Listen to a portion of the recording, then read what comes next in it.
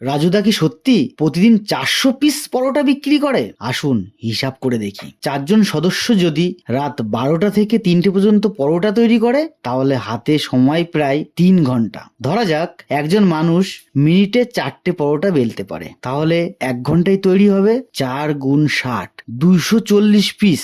2 ঘন্টায় তৈরি হবে 480 পিস। তাহলে দুজনে 480 গুণ 2, 980 পিস পরোটা, প্রায় 1000 পিস। অতএব প্রমাণিত হলো যে রাজুদা 400 পিস পরোটা বিক্রি করে না, 1000 পিসের উপরে পরোটা বিক্রি করে। প্রতি পিস পরোটা যদি 2 টাকা করে লাভ হয় তাহলে প্রতিদিনের ইনকাম 1000 গুণ 2, 2000 টাকা। মাসে প্রায় 60,000 টাকা। বছরে 60,000 গুণ 12, 7,20,000 টাকা। যাতে হয় না হাই স্কুলের মাস্টারের মাইনে। হুট বাড়া, আজকের থেকেই পরোটা বিক্রি করবো। गाड़ी स्टार्ट कर।